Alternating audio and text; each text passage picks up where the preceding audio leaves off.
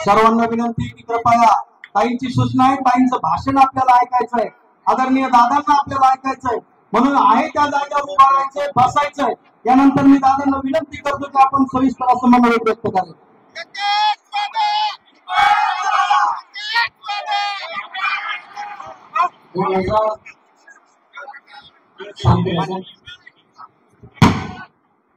दोन 2024च्या विधानसभेच्या प्रचारासाठी या ठिकाणी जमा झालेले माझे लाडके भाऊ आणि लाडक्या बहिणी, मागच्या 10 वर्षापासून आपण सर्वजण असलेल्या ताईची त्या ठिकाणी वाट पाहतो.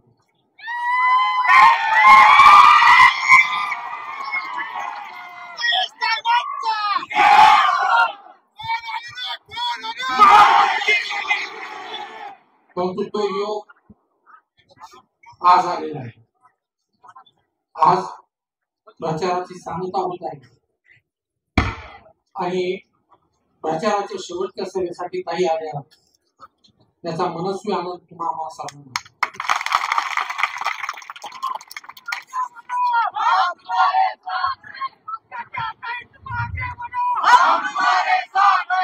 आमच्या लाडक्या बहिणी सुद्धा या ठिकाणी आलेल्या आहेत. माझ्या सर्व लाडक्या बहिणींना विनंती आहे की आता इथून पुढचे 2 दिवस तुम्ही महायुतीच्या स्टार प्रचारक म्हणून आमचं काम करावं.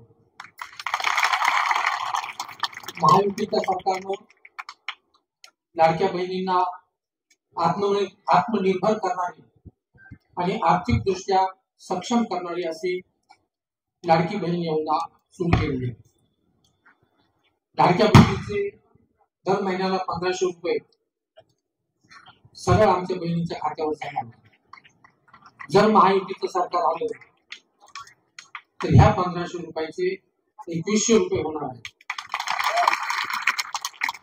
त्यामुळे सर्व लाडक्या बहिणींना विनंती आहे की तुम्ही तुमच्या नवऱ्याला, भावाला, वडिलाला, मुलांना सगळ्यांना समजून सांगा की आता जास्त शांतपणा करू नका. आमचं आतापर्यंत आम्ही तुमचं ऐकलं, आता धनुष्यबाणाला चुपचाप मतदान करा.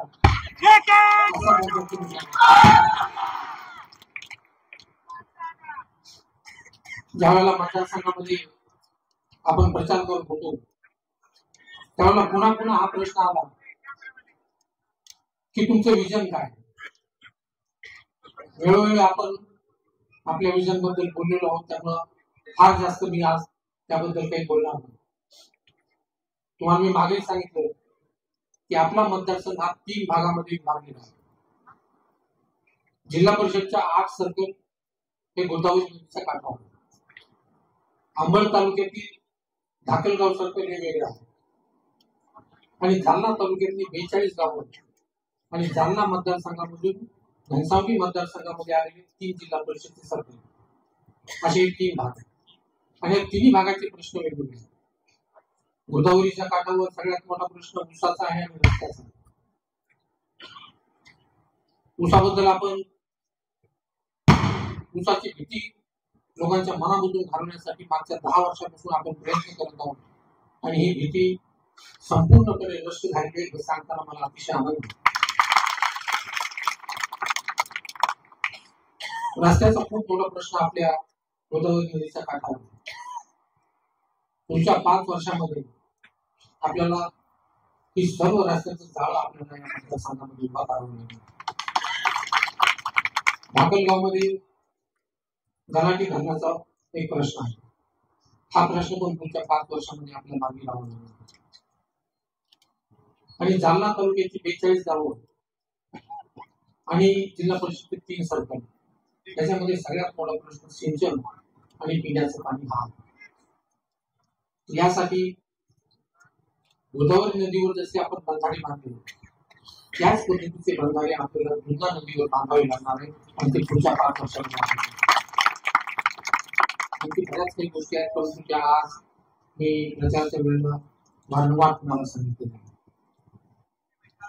जास्त बोलायची आज परवानगी नाही, कारण 5 वाजता प्रचार संपतो आणि ताईचं भाषण आपल्याला ऐकायचं आहे. मागच्या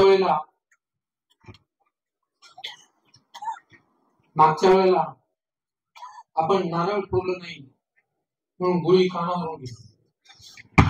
ज्यावेळेला आपण नारळ फोडलो त्याच्यामुळे गोळी डायरेक्ट डोक्यात घुसणार.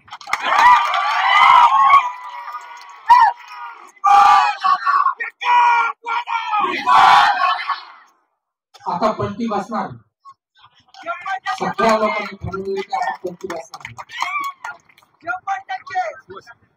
पुन्हा काय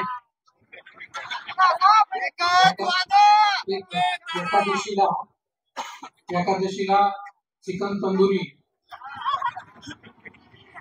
आणि चतुर्थीला मटन करी. बोला रामकृष्ण. जास्त काही बोलत नाही. शेवटी जाताना एकच सांगतो, मुख्यमंत्र्याच्या सभेमध्ये आपण शेवटी सांगितलं होतं, जखमी हुआ तो क्या हुआ,